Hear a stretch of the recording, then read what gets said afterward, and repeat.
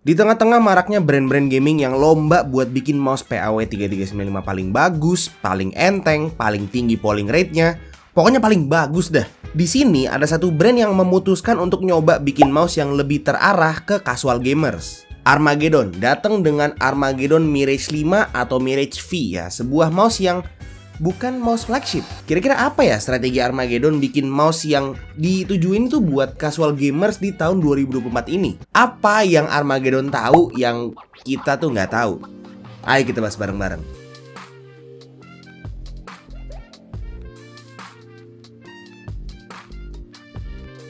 Halo semuanya, ketemu lagi sama gua Tommy. Dan di video ini gua lagi mau ngebahas mouse gaming terbaru dari Armageddon, yaitu Armageddon Mirage 5 atau Mirage V. Jadi secara overview, mouse ini adalah mouse gaming wireless dengan koneksi triple mode, yang artinya dia itu bisa pakai wired, bisa pakai wireless dongle, dan bisa pakai bluetooth. Dan dia itu pakai sensor Pixar PMW3325. Yes, sensor PMW3325. Sensor yang sering banget kita temuin di mouse-mouse 300 ribuan kalau kita misalnya masih di tahun 2022.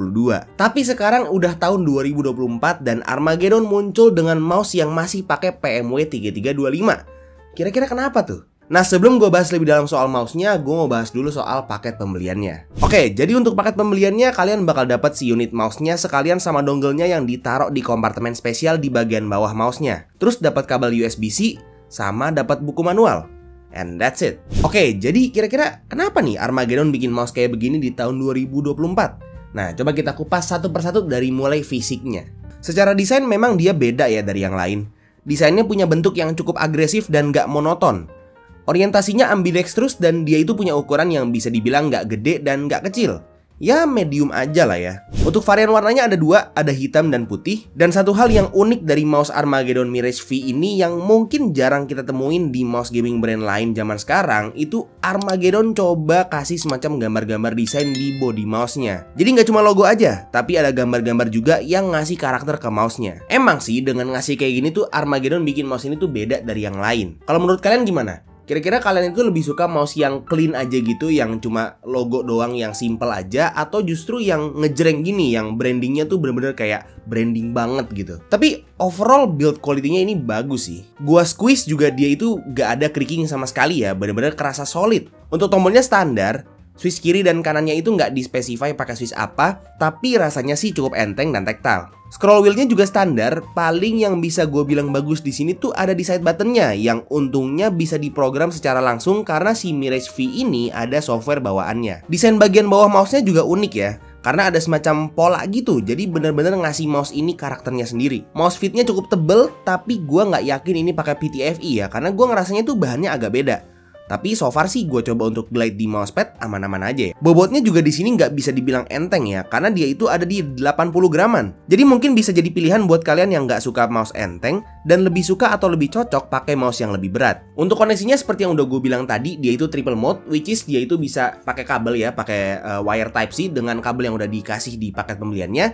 Bisa juga pakai dongle wireless yang dongle-nya itu ada di kompartemen spesial di bagian bawah mouse-nya. Dan bisa juga pakai Bluetooth, dan kayaknya sih untuk Bluetooth-nya ini ada beberapa channel ya. Jadi ya harusnya udah cukup banget lah ya buat berbagai skenario pemakaian. Baterainya ada di 500 mAh dan dia itu ada fitur auto sleep-nya, which is dia itu bisa auto sleep kalau misalnya mouse-nya itu nggak digerakin atau nggak dipakai selama kurang lebih 1 menit. Dan untuk nyalainnya lagi itu tinggal digerakin aja atau tinggal diklik aja. Untuk sensornya seperti yang udah gue bilang juga tadi ya, dia itu pakai Pixar PMW3325 yang mana adalah sensor entry level yang menurut gua itu sebenarnya cukup-cukup aja lah ya untuk gaming casual. Dan gue juga udah berapa kali ya pernah review mouse dengan sensor PMW3325 dan ya memang gue udah bilang juga berkali-kali di video itu kalau sensor PMW3325 ini tuh nggak cocok buat main game kompetitif atau bisa dibilang kurang cocok lah ya. Tapi gue tahu memang nggak semua orang itu pakai mouse gaming buat main game kompetitif kayak misalnya Apex Legends atau Valorant atau CS gitu ya. Kalaupun buat main game-game kayak begitu ya, itu paling buat main yang fun aja, buat yang casual aja dan nggak terlalu yang high rank kompetitif gitu. Kenapa begitu? Ya karena memang secara spek itu dia masih kurang bisa mumpuni gitu ya untuk main yang di high rank. Kecuali kalau misalnya emang lu itu jago banget gitu ya dan pakai mouse kayak apa juga pilotnya emang udah jago gitu.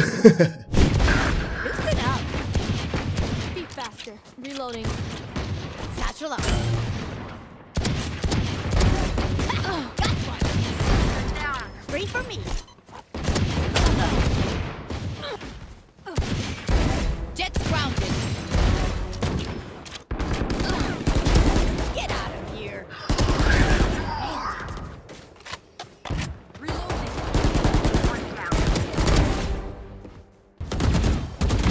Got him. Pull them. Three for me. Stealing sight. Beacon here. One down. Begins.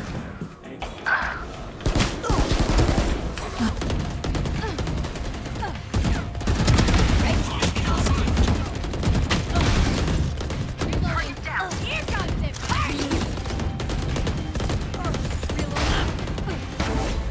Ha!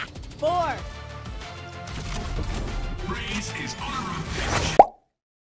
Mouse ini juga ada softwarenya dan dia itu softwarenya standar ya. Bisa buat remap keys, bisa buat atur makro, atur DPI.